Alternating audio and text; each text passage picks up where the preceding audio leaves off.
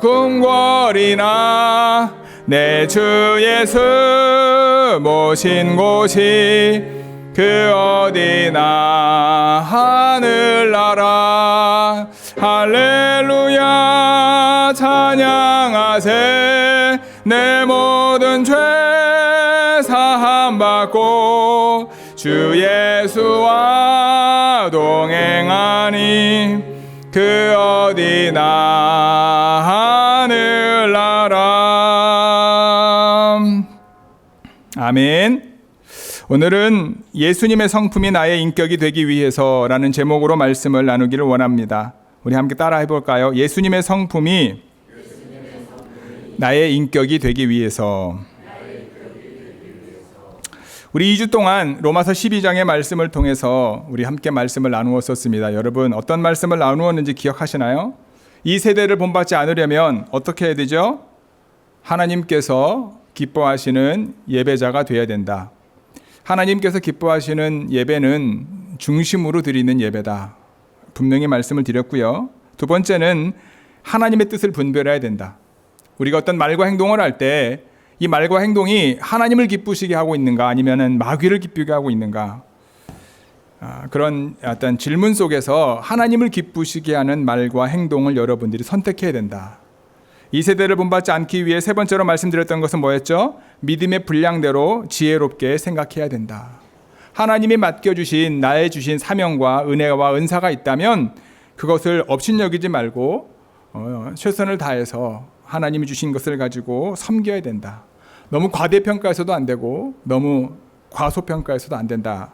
이것이 이 세대를 본받지 않는 세 가지 방법이었습니다. 그리고 지난주에 그리스도인들이 선으로 악을 이기는 무기들이 무엇이 있었나요? 첫 번째 뭐였죠?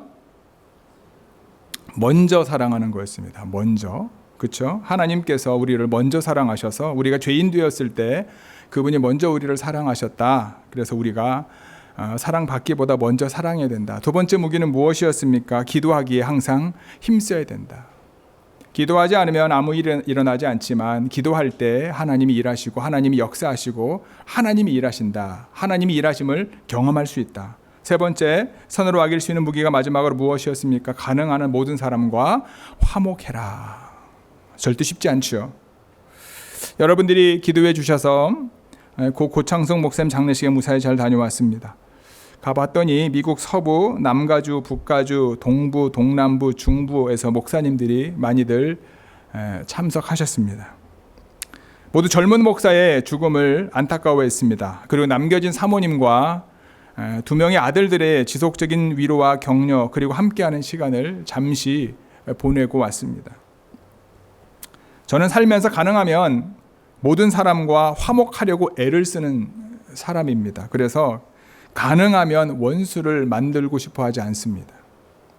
나와 생각이 다르거나 방향이 달라도 그 사람을 그 사람 그대로 인정하려고 노력하는 사람이라고 생각합니다. 하지만 그것이 늘 뜻대로 되는 것은 아니었습니다. 아는 사람들이 많아지면 많아질수록 아는 사람이 많지 않을 때는요 그냥 가능한 것 같았어요. 그래서 그냥 사람들 나랑 맞지 않으면 안 만나면 되지 이런 생각을 갖고 살았었는데 어느덧 목회를 시작한 지 보니까 올해 20년 차더라고요. 되다 보니까 이래저래 아는 사람들이 많아졌습니다. 제가 큰 교회를 다니했던 것이 아니기 때문에 교인들은 많지 않은데 한국이나 미국이나 캐나다나 목사님들 중에서 아는 분들이 많이 이제 많아졌어요. 그러다 보니까 속된 말로 여러분들도 가끔 쓰는 말인지 모르겠지만 저는 스스로에게 이런 말을 씁니다. 꼴도 보기 싫은 분이 계세요. 저도 부족한 목사고 저도 완전하고 온전하지 못한 목사임을 인정합니다만 그러한 제 눈에도 꼴도 보기 싫은 분들이 계시더라고요. 감사한 것 같기는 하지만 미국이 워낙 넓어서 굳이 만나지 않아도 될 목사님들 안 만나면 되잖아요.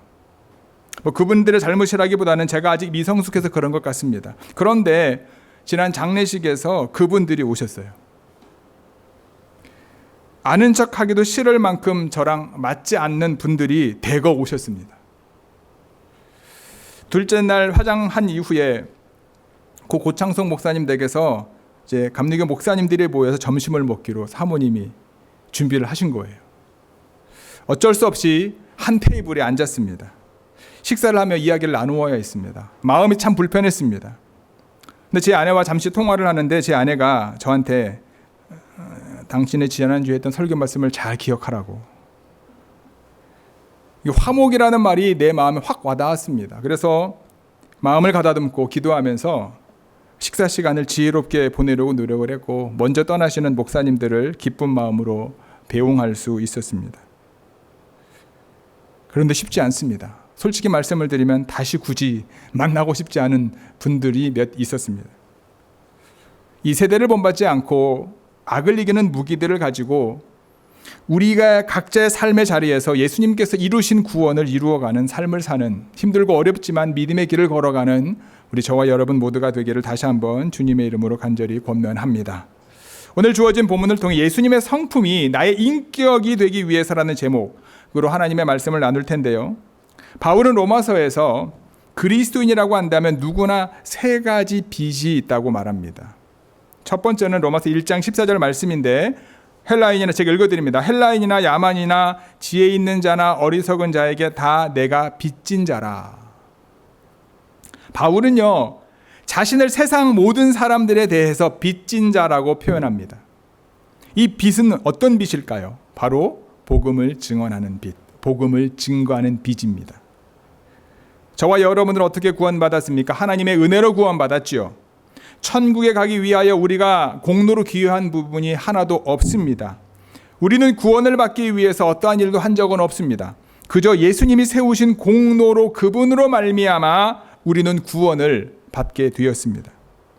하나님께서 우리에게 거저 주신 구원을 우리가 받았으니 이제 우리 또한 거저 나누어 주어야 된다는 거죠. 그래서 바울이 고백한 것처럼 세상의 모든 사람들, 복음에 빚진 사람들은요 복음을 증거하는 빚을 가지고 있다. 바울은 그렇게 이야기합니다. 두 번째 로마서 8장 12절 13절에 이런 말씀이 있어요. 그러므로 형제들아 우리가 빚진 자로 돼 육신에게 져서 육신대로 살 것이 아니라 너희가 육신대로 살면 반드시 죽을 것이로되 영으로서 몸의 행실을 죽이면 살 것이다. 빚진 자의 의미를요 이제 하나님의 구원의 은혜를 경험한 사람으로서 영의 사람으로 거룩한 사람으로 살아가야 된다라고 하는 인식으로 살아갑니다. 즉 죄에게 져서 죄악에 끌려다니며 살지 말아야 할 빚, 거룩한 하나님의 백성으로 살아야 할 빚. 내가 구원을 받았다면 성령의 인도하심 가운데 성령의 인도하심에 순종함으로 살아가야 될 빚이 분명히 있다라는 거예요. 그리고 오늘 본문에 기록된 세 번째입니다. 사랑의 빚입니다. 성도는 다른 사람들을 지속적으로 사랑해야 하는 빚을 늘 가지고 있다라는 거예요. NIV 성경이 이렇게 표현합니다.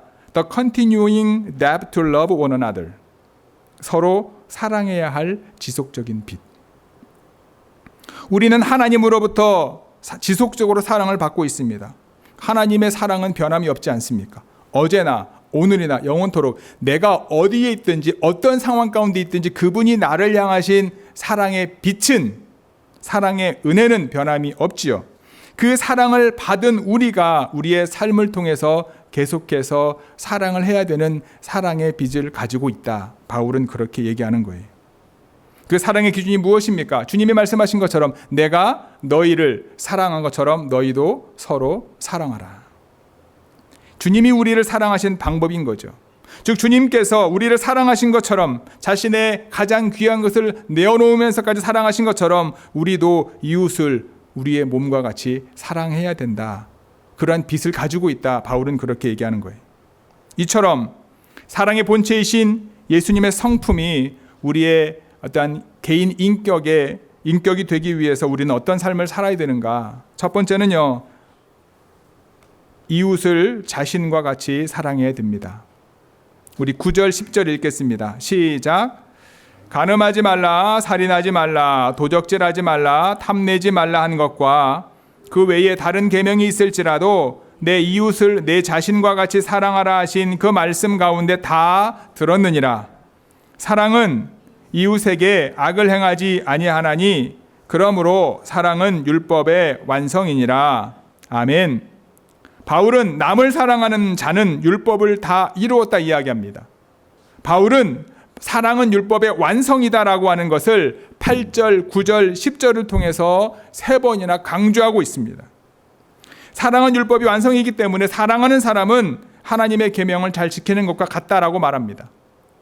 이웃을 사랑하는 사람은 다른 사람의 생명을 귀히 여기기 때문에 살인하지 않습니다. 이웃을 사랑하는 사람은 다른 사람의 정조를 귀하게 여기기 때문에 간음하지 않습니다. 이웃을 사랑하기 때문에 이웃의 재산을 존중하고 도적질하지 않습니다. 이웃의 명예를 존중하기 때문에 그에게 거짓말을 하지 않고요. 이웃의 가정을 귀하게 여기기 때문에 남의 집이나 아내를 탐내지 않는다. 물론 십계명을 지킨다고 구원을 받는 것은 아닙니다. 이웃을 사랑한다고 구원을 받는 것은 아닙니다. 구원은 예수님을 믿을 때 받습니다. 그러나 오늘 말씀은 예수님을 믿어 구원받은 성도라면 이웃 사랑을 통해 율법을 완성하고 이웃을 향한 사랑의 빛을 갚으며 살아가야 된다라고 말씀하고 있는 거예요. 여러분, 사랑과 율법은 정반대의 개념인가요? 아닌가요? 정반대인 것 같습니다. 왜냐하면 사랑이 없는 사람은 율법으로 재단한다라고 느끼게 되고요. 율법을 주장하는 사람은 저 사람은 너무 쉽게 말하면 뭐라고 그러죠? 마음에 감정이 없다라는 표현할 때도 있지 않습니까? 십계명을 설교할 때 특별히 은혜도 없고 사랑도 없는 율법주의자라고 비난하는 것, 20세기에 많은 목회자들이요 율법과 은혜를 서로 반대되는 개념으로 여기고 성도들을 가르쳤습니다. 저도 그런 교육을 받았고요. 예를 들면 율법은 이렇게 말하지만 은혜는 저렇다. 율법은 이렇게 말하지만 사랑은 이렇다. 비교해서 설명을 하니까 확 들어오지 않습니까? 아, 율법과 사랑이 이렇게 다르구나.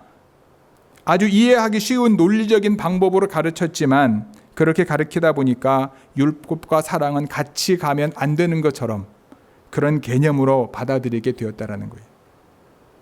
하지만 우리가 잘 알고 있습니다. 여러분, 율법은 누가 주신 겁니까? 하나님이 주신 겁니다. 하나님이 여러분 우리로 하여금 하나님과 우리의 선을 딱 긋기 위해 준 것이 아닙니다. 하나님의 은혜의 보좌 앞으로 나아갈 수 없는 우리에게 은혜의 보좌로 나아올 수 있도록 방법을 기록해서 주신 것이 뭐예요? 하나님의 율법입니다. 우리를 사랑하셔서 주신 게 하나님의 율법인 거예요. 그리고 이 율법의 완성을 누구를 통해 이루셨습니까? 예수님을 통해서 이루셨습니다. 예수님 또한 하나님이 우리에게 주신 율법을 주신 분도 하나님이시요 그 율법을 사랑으로 완성하신 분 또한 하나님이시다라는 거예요. 그래서 율법과 사랑은 뗄래야 뗄 수 없는 거예요. 우리가 자녀를 키우다 보면 여러분 자녀가 원하는 대로 다 해주면 어떻게 될까요? 잘 될 것 같죠? 아닌가요? 그렇게 혹시 자녀를 키워보신 분, 자녀가 원하는 1부터 10까지 다 원하는 대로 다 해줬다 자기는 자부하신 분은 흔들어 보세요. 자녀를 키우신 분들 중에서. 그러면 내가 자녀로서 내가 원하는 걸 부모님이 하나도 빠짐없이 다 들어주셨다. 흔들어 보세요. 여러분들을 사랑하고 저를 사랑하기 때문에 가정 안에 뭐가 있는 거예요? 규율이 있는 거죠. 규정이 있는 거죠. 부모님의 훈계가 있는 거지요. 그것을 통해서 우리가 성장하고 성숙하고 그 안에서 부모님의 사랑을 우리가 경험하게 되는 거죠. 가장 중요한 건 뭔지 아십니까? 우리가 정말 죽을 둥 살둥 하더라도 그 자리를 메꿀 수 있는 분이 누구예요? 우리 부모님인 걸 우리는 잘 압니다. 이웃을 사랑하려면 어떻게 해야 됩니까? 살인하지 말고 도적질하지 말고 간음하지 말고 탐내지 말라는 거예요. 이웃을 사랑하려면 계명이 필요하고 십계명을 지키려면 그 마음속에 하나님의 주신 사랑이 있어야 된다라고 말하는 겁니다. 이웃을 사랑하는 사람은 그래서 여러분 하나님의 말씀, 하나님의 율법을 즐거워할 수밖에 없는 거예요. 왜냐? 내가 어떻게 이웃 사랑하는 방법을 모를 수 있기 때문에, 하나님이 원하시는 사랑의 기준을 모를 수 있기 때문에. 이것이 구원받는 성도들의 특징인 거예요. 그런데 여러분 어떤 사람은요 자기 자신을 인정하고 사랑하는 것이 어려워하는 사람이 있어요. 내 몸을 사랑하는 것처럼 이웃을 사랑하라고 얘기하잖아요. 근데 여러분 이웃을 사랑하는 게 쉽습니까? 나를 사랑하는 게 쉽습니까? 당연히 이웃을 사랑하는 게 쉽다라고 말씀하시는 분들도 있고 나를 사랑하는 게 쉽다 말씀하시는 분들도 있는데 여러분 모르겠어요. 저 같은 경우는요 여러분 저를 사랑하는 게 저는 어려운 사람 중에 한 사람이었습니다. 지금은 좀 나아지긴 했어요. 왜 그러냐면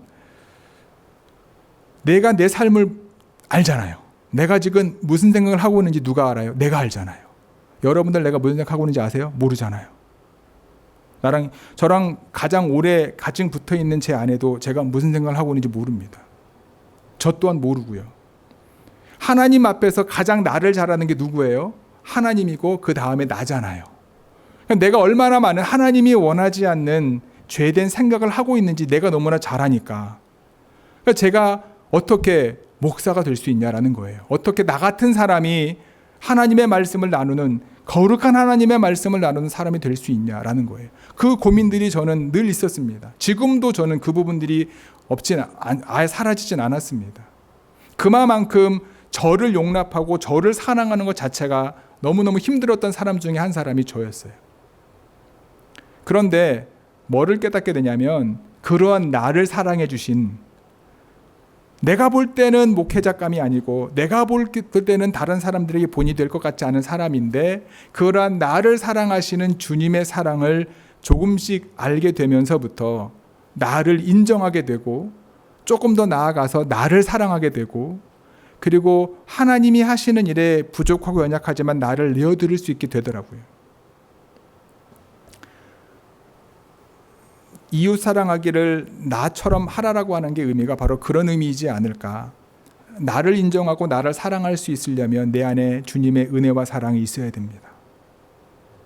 그 사랑으로 이웃을 바라보라는 거예요.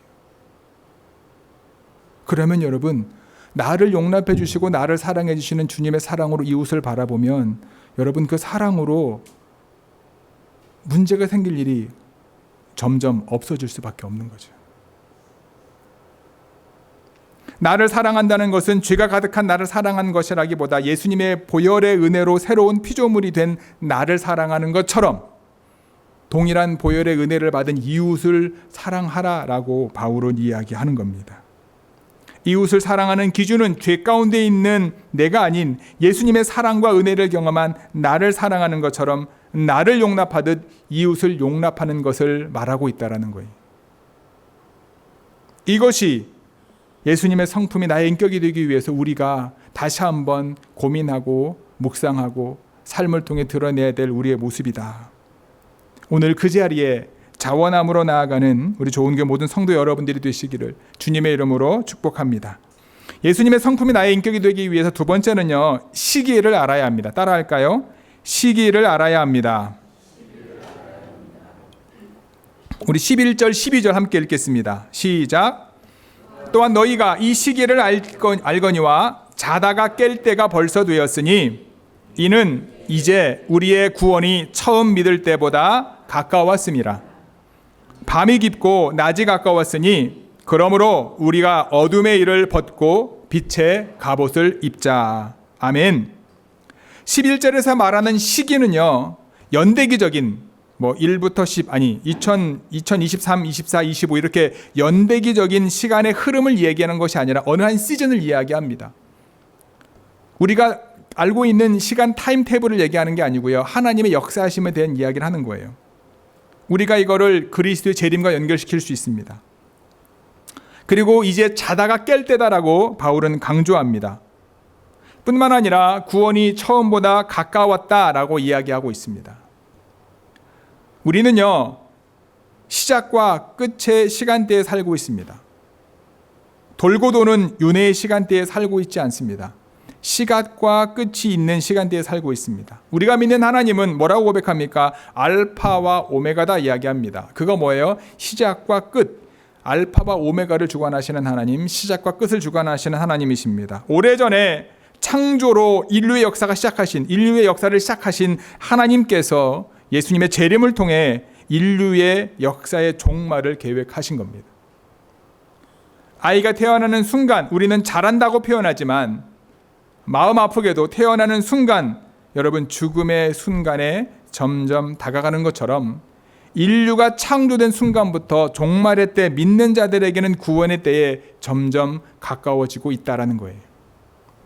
일반적으로 말할 때는 여러분, 밤이 가까웠다고 표현하잖아요. 그러나 현재가 밤이고 그 다음에 내세가 낮이라고 합니다.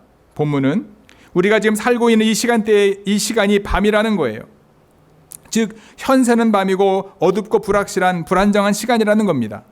그러나 이제 그 밤의 때가 지나가면 낮이 온다는 거예요. 구원이 처음 믿을 때보다 가까이 오고 있다는 겁니다. 물론 이 말씀은 성도에게 아직 구원받지 못했다는 의미가 아니라 미래의 구원에 대한 소망에 대해서 분명히 말하고 있는 거예요. 몸의 부활까지 이루어질 완전한 구원을 의미하고 있는 겁니다. 그런데 여러분, 이 바울이 쓴 로마서를 받는 사람들은요, 술 먹고 비틀거리며 세상 가운데 있는 사람들이 아닙니다. 예수님을 잘 믿기로 소문난 로마 교인들이었습니다. 그들에게 이와 같은 편지를 쓰는 거예요. 그리고 뭐라고 말하는 겁니까? 너희들 지금 잘 때가 아니라 뭐라고요? 깨어날 때다 얘기하는 거예요. 교회를 다니는 우리에게 하는 말이나 다름없다라는 거예요. 지금 하나님을 믿는 우리에게 말하고 있는 거나 다름없다라는 거예요. 세상 사람들처럼 깊은 정욕에 빠진 사람들이 없을지라도 이 어두움의 영향력을 받아 모호한 삶을 살 수 있기 때문에 그러한 삶을 살아가는 이들에게 주시는 경고다라는 거예요. 나는 정욕적인 생활을 하지 않아. 나와 관계없는 말씀인 것 같아. 나도 세상의 영향을 받긴 하지만 그냥 자유한 것 같아. 근데 오늘 말씀을 통해 우리가 우리의 삶을 돌아보아야 될 것은 내가 세상의 영향을 지금 받고 돈을 사랑하고 쾌락을 사랑하고 자기 자신을 사랑하고 정욕에 잠을 자고 있지는 않은지 우리 점검해 보아야 된다는 거죠. 좋은 교회 성도 여러분, 재림의 때가 가까워지고 있는 건 사실입니다. 처음 우리가 예수님을 믿고 구원받을 때보다 완전한 구원이 이루어질 날이 점점 가까워지고 있는 것이 사실입니다. 이번에 저희 고창성 목사님 장례식에 동기들이 여러 명 참석했습니다. 우리가 이제 같이 공유한 게 뭐냐면, 그리고 한국에 있는 동기 모임도 있는데 거기 카톡창에 정말 많은 이들이 이제 글을 남겼고 라이브 송출을 했었는데 엄청나게 많은 동기들이 참여를 했습니다. 근데 함께 모였던 동기들이 그런 공감을 했습니다. 왜 이렇게 관심이 많고, 원래 이 형이랑 저보다 2살 많은 형이었거든요. 이렇게 친하지 않았던 것 같은데 다들 관심이 많다라는 얘기를 하면서 공통적으로 의견이 모아진 게 뭐냐 하면 이 일이 언제든지 우리에게 닥쳐올 거라고 하는 그 마음이에요. 50대 초반입니다. 암투병을 작년에 신장암으로 수술을 했긴 했지만 그러고 보니까요, 지금 여러 가지 건강의 적신호를 갖고 있는 친구들도 있고요. 뭐 신장 이식을 대기해야 되는 친구들도 있고요. 다 40대 후반 50대 초반인 동기들이 첫으로 지금 어쨌든 간에 이제 동기들 중에서 이제 죽음을 맞이하다 보니까 더 많은 관심을 갖게 되더라고요. 그러면서 지난주에도 지지난주도 말씀을 나누었지만 그 목사님께서 마지막에 나누었던 그 설교 메시지가 계속 제 귀에 들리더라고요. 나는 마지막이 되었을 때 뭐라고 말씀을 전할 수 있을까? 내가 오늘이 마지막이라고, 내가 이 강단에 설교하는 마지막 설교라고 한다면 하나님이 나에게 주신 마음과 말씀이 무엇일까라는 고민을 늘 하게 되더라고요. 여러분, 우리가 많은 젊고 어린 친구들에게 많은 시간이 남은 것 같고 나이가 드신 분들에게는 적은 시간이 남은 것 같지만 우리가 동기들끼리 모여서 목사님들과 나눈 얘기 중에서 이제는 순서 없다, 농담 반 진담 반으로 그런 얘기를 했습니다. 그러면서 가지고 있어야 될 마음가짐이 무엇인가, 지금 내가 해야 될 일이 무엇인가라는 거예요. 10년 후, 20년 후를 계획하는 것이 아니라 주님이 오늘 내 앞에 섰을 때 내가 주님 앞에 뭐라고 말할 수 있고 뭐라고 고백할 수 있는가.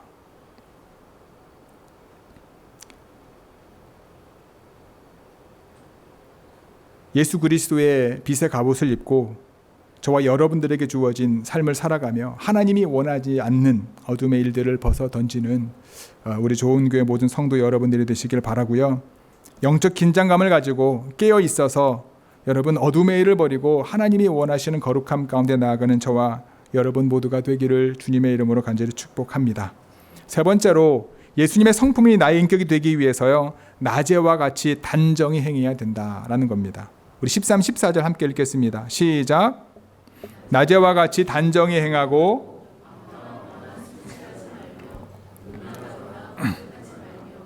다투거나 시기하지 말고 오직 주 예수 그리스도로 옷 입고 정욕을 위하여 육신의 일을 도모하지 말라. 아멘. 낮에와 같이라고 하는 표현은요, 지금이 밤이라고 하는 사실을 간접적으로 말해주고 있습니다. 그러나 바울이 분명하게 말하는 것은 성도들이 실제로 낮에 살고 있다고 여기고 생활하는 거예요. 영적인 타락은 반드시 삶의 타락을 가지고 옵니다. 사도 바울은 어두움의 일을 5가지로 이야기합니다. 첫 번째는 방탕이지요. 헬라어로는 코모스라고 하는 건데 비스듬히 누워있다라고 하는 어원에서 가지고 왔습니다. 방탕을 폭넓게 적용하자면 이제 목적이 없는 삶입니다. 목적이 없는 삶. 둘째는 술 취함입니다. 술 취함 헬라어로 메데입니다. 메데라는 데가 있는데 술 취함의 문제는요, 술에 의존한다라는 거예요. 의존하면 지배당하게 된다라는 거예요. 결국 술에 지배당하는 인생이 될 수밖에 없다라는 거예요. 세 번째, 음란은요, 부부 이외의 어떤 성적인 타락을 말하는 겁니다. 네 번째, 호색은요, 성적인 중독을 말하는 거예요.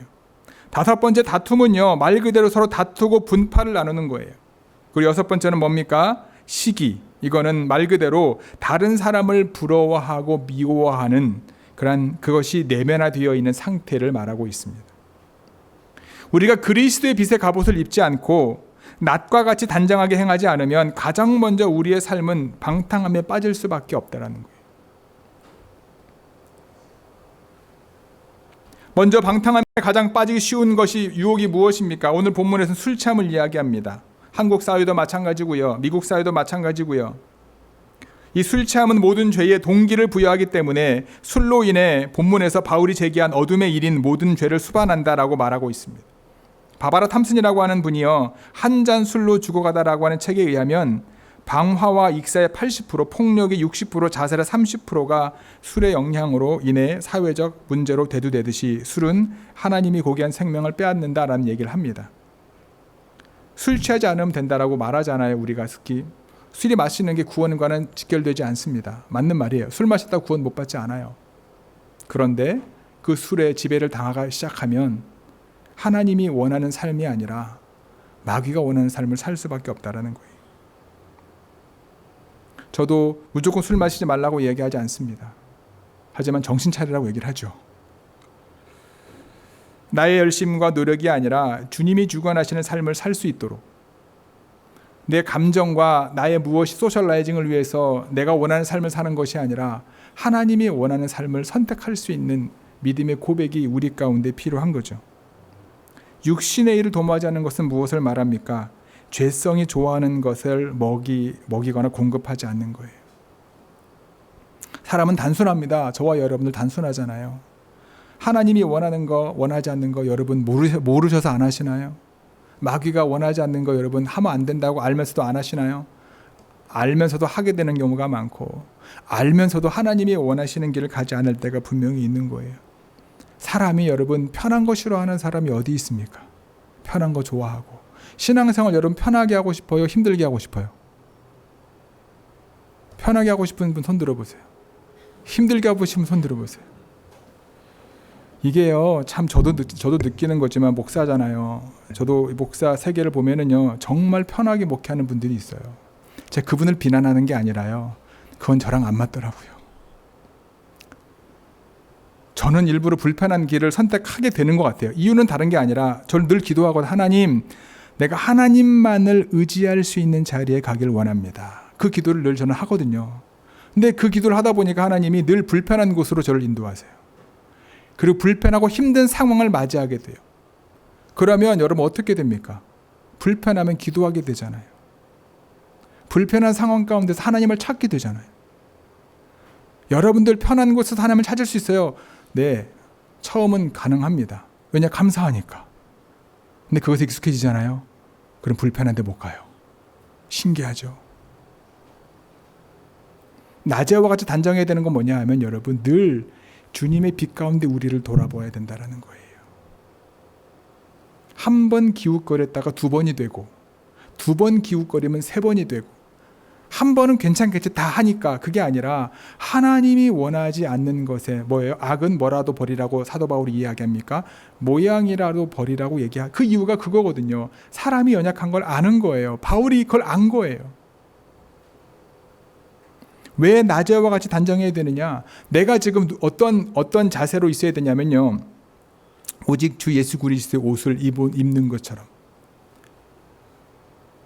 여러분, 제가 가끔 이제 로만 칼라 셔츠를 입고 오잖아요. 제가 일부러 그걸 입을 때가 있습니다. 왜냐하면 이걸 입으면은요, 말과 행동이 달라지거든요. 우리 교회 밴은 그 교회 표지판이 없지만, 제가 하와이에 있을 때 그 교회 밴에 제가 하와이 살겠던 교회가 푸른 진주 교회거든요. 근데 이제 교인들이 요청을 해서 그 교회 밴에, 미니밴에다가 교회 이름을 크게 이제 붙였어요. 근데 아시는 분한테 부탁을 드렸더니 이분이 미국에서 디자인을 오래 하신 분인데 한국처럼 만들었어요. 그래서 그 미니밴이 시에나였는데 거기에 진짜 앞에서 끝에까지 대문짝만 하게 크게 저 한 100m 멀리서도 볼 수 있게끔 붙여놨더라고요. 근데 하루는 손님이 오셔가지고 제가 교회 차를 가지고 이제 놀시오 쪽으로 이제 운전하고 막 가는데 갑자기 어느 한 집사님한테 전화가 왔어요. 여보세요, 집사님 어쩐 일이세요? 그러니까 이제 제가 카프리 핸드프리로 받았어요. 집사님 어쩐 일이세요? 그랬더니 목사님 왜요? 그랬더니 어디 그렇게 급히 가세요? 이러는 거야. 왜요? 그랬더니 지금 어디 옆에 지나갔죠? 그랬더니 그런데 그랬더니 왜 그렇게 급하게 가시냐고. 그러니까 스피드를 넘어간 거죠. 교회 차를 가지고. 그랬더니 집사님 전화가 오신 거예요. 그때부터는 여러분 스피드를 전혀 넘겨본 적이 없어요. 하와이에서. 그리고 운전할 때요, 늘 스탑사인 정확하게 지키고요, 조심조심 다니고요. 그럴 수밖에 없더라고요. 낮에와 같이 내가 행해야 되는 의미가 뭐냐면 여러분, 하나님이 지금 나와 함께 계시는데, 여러분 예수 그리스도 내가 옷을 입고 있는데, 여러분 말과 행동이 어떻게 될 수밖에 없냐는 거예요. 여러분 지금 오늘 9월 10일 날 우리 설교 말씀을 우리 예수님께서 해주시겠습니다. 만약에 그런 광고가 지난주에 났어요. 그럼 여러분 어떻겠습니까? 아마 30분, 1시간 전부터 와도 줄 서 있을 거예요. 그렇죠? 마음으로 준비하고. 그런 얘기를 한 적이 있어요. 지난 11월 부흥회 때, 부흥회 끝난 다음에 교인들이 그런 얘기를, 저런 얘기를 많이 했어요. 찬양도 은혜가 너무 좋아, 너무 은혜로웠고 말씀도 너무 좋았다고 말씀을 하셔서 제가 이렇게 보니까 박 목사님이 말씀을 잘 전하시긴 하는데 특별한 말씀을 하신 것 같지는 않더라고요. 근데 보니까 다른 게 아니더라고요. 보통 때보다 여러분 10분, 20분, 30분 일찍 오셨어요. 우리 성도님들이. 부흥회다 보니까 특별한 집회이기 때문에 그렇다고 치더라도. 무슨 얘기냐면 여러분, 주님이 말씀을 하시고 주님께 예배를 드리는데 우리가 어느 순간 익숙해져서 내 위주의 예배 드리는 내 마음의 자세가 들어질 때가 많다라는 거예요. 우리 교회가 이제 미국 교회를 빌려 쓰기 때문에 시간적인 이제 뭐라고 했죠? 이게 어려움이 분명히 있지만 그거는 이제 저는 핑계라고 생각을 합니다. 저 또한 마찬가지고요. 낮에와 같이 우리가 행해야 된다고 하는 것은 작게는 그런 것에서 시작되는 거고요. 제가 여러분들의 삶의 자리에 가지 않잖아요. 여러분들이 무슨 말을 하는지 무슨 행동을 하는지 모르잖아요. 그런데 주님이 나와 함께 하는 것처럼 행해야 된다. 그래야지 우리의 주님의 성품이 나의 인격으로, 내 인격이 조금씩 주님과 닮아갈 수 있다. 그 얘기를 오늘 바울은 하는 겁니다. 예수님이라면 어떻게 하셨을까? 내가 지금 주님 옆에 계시면 내가 어떤 말과 어떤 행동과 어떠한 삶을 살아갈까? 그리고 주님이 원하시고 주님께서 허락하시는 그 믿음의 길을 순종함으로 가는 거죠. 나를 사랑하셨던 예수님의 사랑으로 회복된 저와 여러분들 스스로를 인정하고 용납하듯이 그 주님의 사랑으로 이웃을 사랑하는 자리에 나아가는 좋은 교회 모든 성도들이 되기를 바랍니다. 오늘 이 땅의 삶이 마지막인 것처럼 때를 우리가 익히 깨달아야 된다. 그래서 늘 하나님이 원하시는 거룩함을 이루어가야 된다. 육신의 일을 도모하지 말고 어둠의 일을 벗어버리고 예수 그리스도의 옷을 입고 늘 나와 함께 하시는 주님이 동행하는 것처럼 우리의 말과 행동을 하나님이 원하시는 거룩함 가운데 드리는, 그래서 우리의 삶이 더해지면 더해질수록, 구원의 때가 가까워지면 가까워질수록 우리가 죄악과 더 가까워지는 것이 아니라 주님의 성품을 더 닮아가는, 구원을 이루어가 주님 앞에, 주님 품에 기쁨으로 안기는 우리 좋은 교회 모든 성도 여러분들이 되시기를 주님의 이름으로 간절히 축복하고 기도합니다. 아멘. 기도하시겠습니다.